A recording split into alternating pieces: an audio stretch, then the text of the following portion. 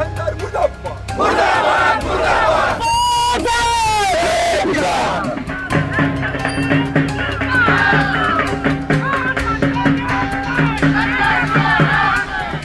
बीडच्या परळीतील गोपीनाथगड येथे असलेल्या ओमकार शुगर फॅक्टरी युनिट क्रमांक 8 येथे ऊस उत्पादक शेतकऱ्यांनी थकीत बिलाच्या मुद्द्यावर आक्रमक भूमिका घेतली आहे। हा कारखाना मागील काही महिन्यांपूर्वी मंत्री पंकजा मुंडे यांनी बाबूराव बोत्रे पाटील यांना विकला आहे, पण गेल्या 4 महिन्यांपासून ऊसाचे पैसे न मिळाल्यामुळे शेतकरी संतप्त झाले आहेत। विलंबाच्या 15% व्याजासह बिलाची आधार रक्कम झालीच पाहिजे।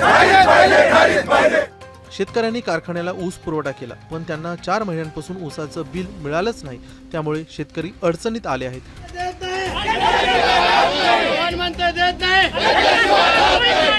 शेतकऱ्यांना ऊसाचे पैसे 8 तारखेपर्यंत न दिल्यावर आता कारखान्याला टाळं ठोकण्याचा इशारा शेतकऱ्यांनी दिला आहे। तसेच शेतकऱ्यांनी आणखी एक तक्रार मांडली आहे। ऊस उचलण्यात कारखान्याकडून उशीर करण्यात आला, त्यामुळे शेतकऱ्यांचं नुकसान देखील झालं आहे। शेतकऱ्यांनी नेमकं काय म्हटलं आहे ते एकदा पाहूयात। या कारखान्यानं भूल थाप देऊन सगळ्यापेक्षा जास्त भाव देऊ या निमित्तानं ऑक्टोबर मध्ये ऊसाची लागवड केलेली असताना सुद्धा माझा स्वतःचा ऊस मार्च एंड मध्ये दिलेला आहे।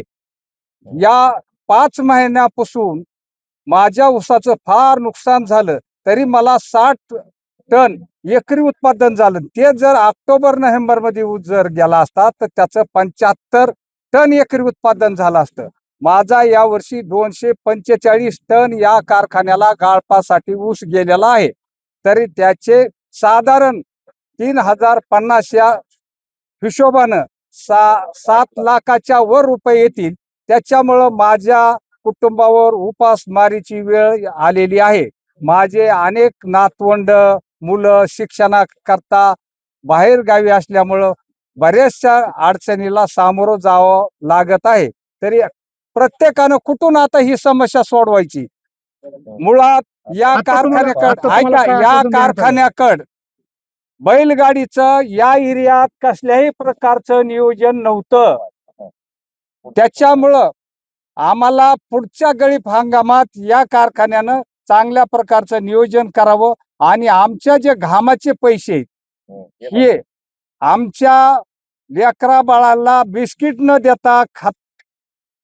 देता शेतात खत पाणी औषध हे देऊन पूर्ण त्याची मशागत केलेली, तरी या बोत्रे पाटलांनी, मी नाव वैयक्तिक घेतो, बोत्रे पाटलांना आम्हीच दाखवलं, त्याच्यामुळे आमचं फार नुकसान झालं। तरी त्यांना बोत्रे पाटलाला एक विनंती आहे, आमच्या सगळ्या गावाचे पैसे त्यांनी द्यावेत आणि आमच्यावर शेतकऱ्यावर कृपा करावी।